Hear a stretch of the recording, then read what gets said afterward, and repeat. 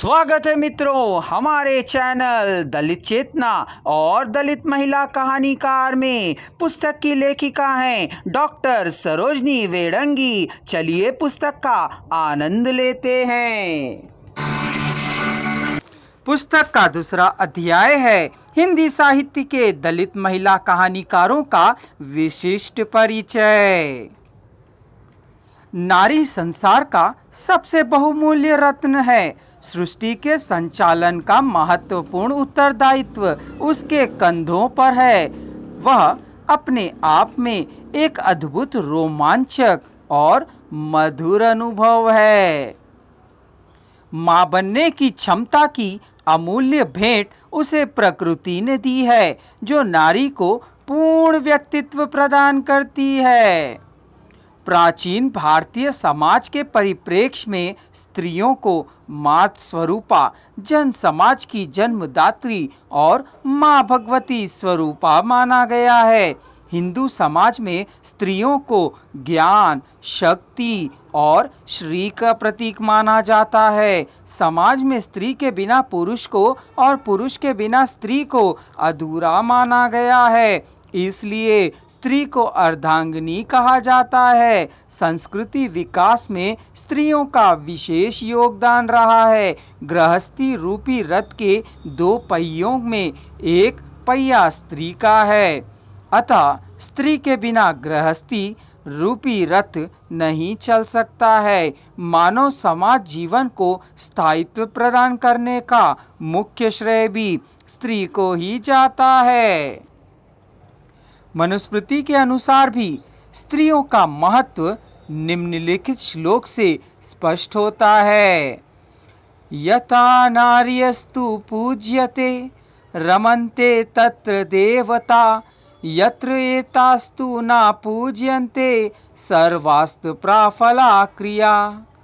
अर्थात जहाँ नारी का मान सम्मान होता है, वहाँ देवताओं का निवास होता है। जहाँ पर इसकी प्रतिष्ठा नहीं होती, वहाँ समस्त क्रियाएं विफल हो जाती हैं।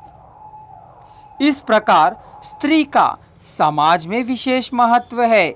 समाज की प्रगति में स्त्रियां महत्वपूर्ण भूमिका अदा करती हैं।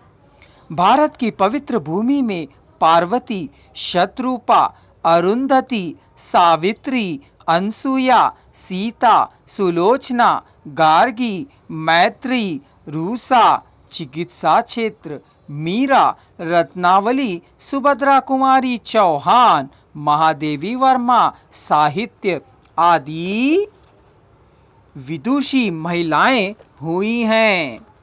वीरांगनाओं में आज भी विद्युलता, ताराबाई, दुर्गावती, जीजाबाई, लक्ष्मीबाई, अवंतीबाई आदि ने भी अपना वर्चस्व स्थापित किया।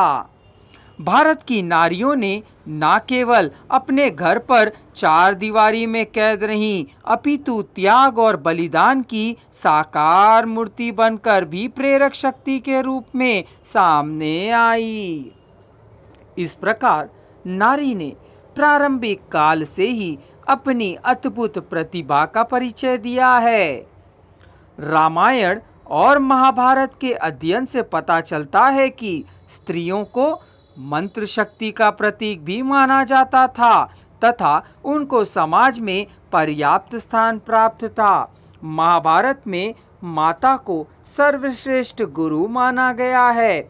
महाभारत में कहा गया है कि सत्य से बढ़कर कोई धर्म नहीं और माता से बढ़कर कोई गुरु नहीं।